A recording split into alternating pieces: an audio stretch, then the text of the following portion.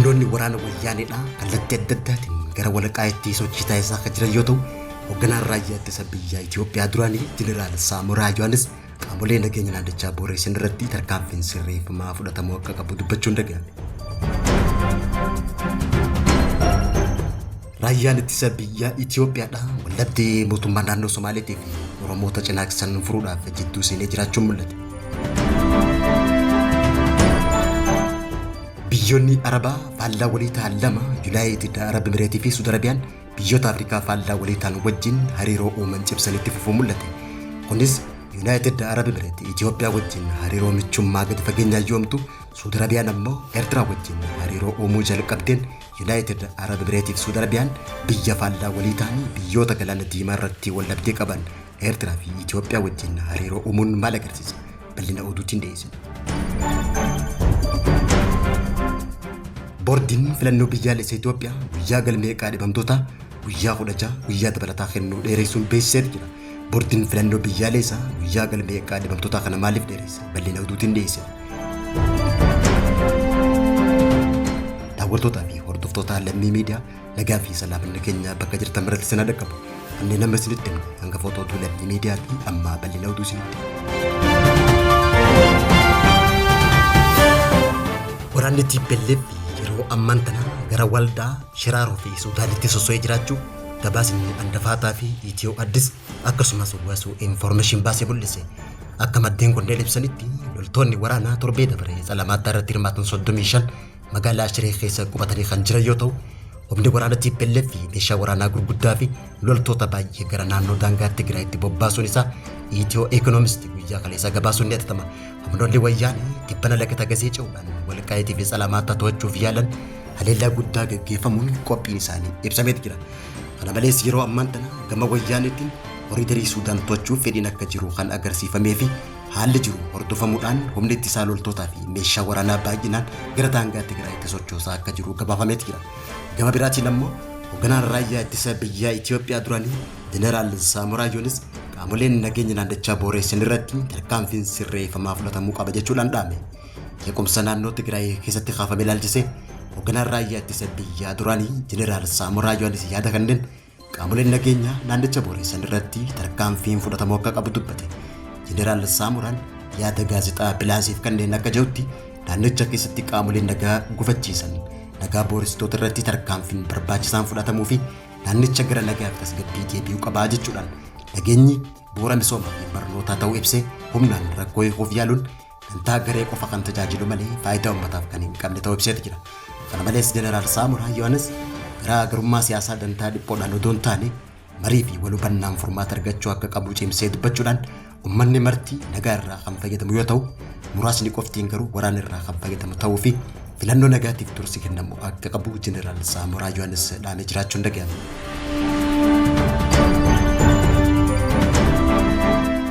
Waggoota 3 dabran kana duula babal'ifannaa lafaa mootummaan naannoo Somaalee uummata Oromoo irratti haleellaa raawwachaa jiruun namoota 50 lakkaa'aman qe'ee fi qabeenya irraa buqqaasuudhaan lubbuu qonnaan bultootaa fi horsiisee bultoota daangaa Oromiyaa irra jiranii 50 wareeguun ni yaadatama.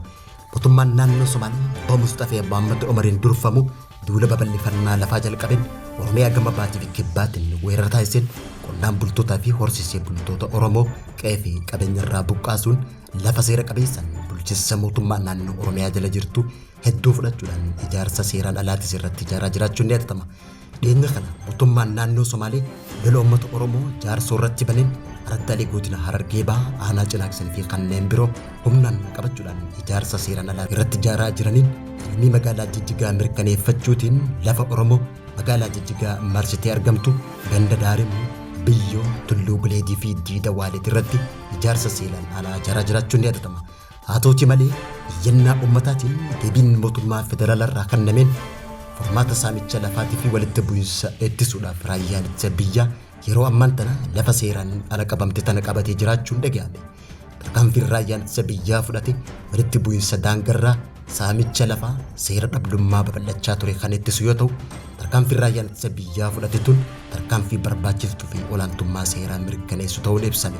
Haa ta'uutii malee humni saamichaa fi lafa Oromoo saamuu baree yeroo ammaan tana miidiyaalee garaagaraa keessaan duula maqaa balleessiitii fi olola hamaa jeequmsa kakaasu dubbachuun akka warraayyan ittisa biyyaa gama tokko goree tarkaanfii fudhatetti karaa miidiyaalee Somaalee garaagaraatiin gabaasu irratti.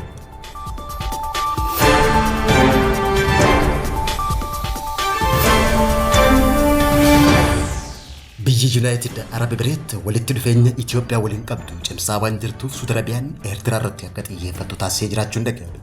Galaana Diimaa irratti iddoo tarsiimoo tan qabdu Eertiraan wal morkii Galaana Diimaa Saudi Arabiyaa fi United Arab Emirates gidduutti akka dirree waraanaa ijootti waan lalamtuuf xiyyeeffannoon biyyoota Arabaa hawwachaa jiraachuu Middle East gabaasetti jira.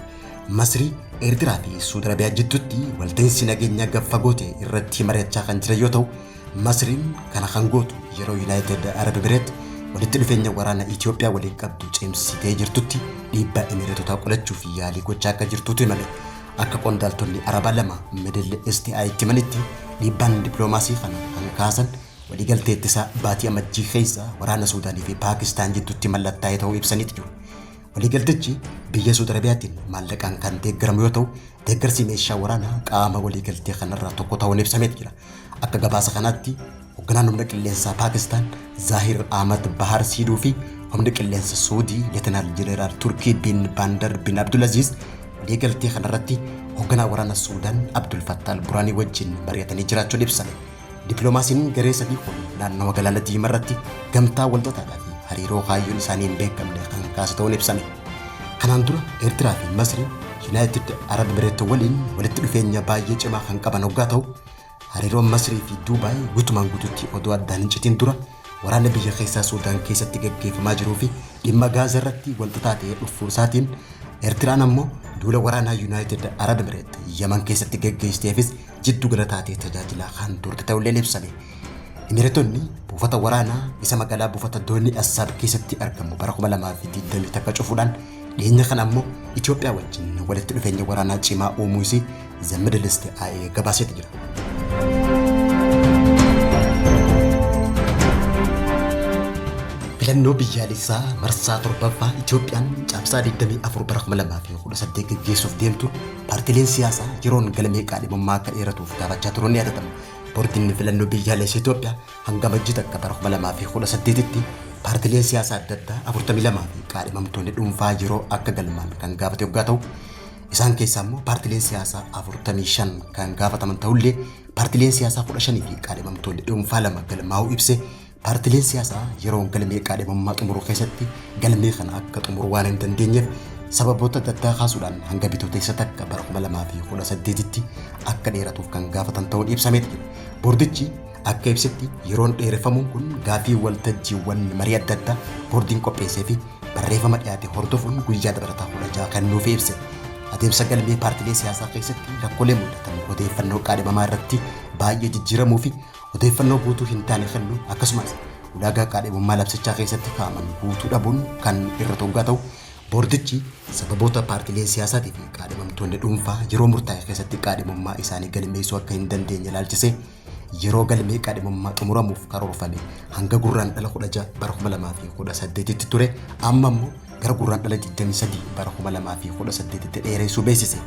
Paartileen siyaasaa bulchitoonni sirnichaa galmee kana gaggeessan leenjii marsaa 2 akka fudhatan boordichi kan beeksise hoggaa ta'u, adeemsa galmee salphaatti akka hubatan gargaaruuf maanuwaalaa fi viidiyoo adeemsa galmee agarsiisu qoodee jiraachuu beeksise. Dhaabbileen siyaasaa karaa bulchitoota sirna isaaniitii fi qaadhimummaa dhuunfaa adeemsa galmee mataa isaaniitiin deeggarsa teeknikaa taasisaa akka jiranis boordiin kun ibse. Ogeeyyiin kutaa TQAI fi dhimma paartii siyaasaa boordii kanaas lakkoofsa bilbilaa isaanii karaa 7555 fi garee telegiraamii bulchitoota sirnichaatiif if keessaa qabuun gargaarsa ogummaa kennaa jiraachuu beeksise.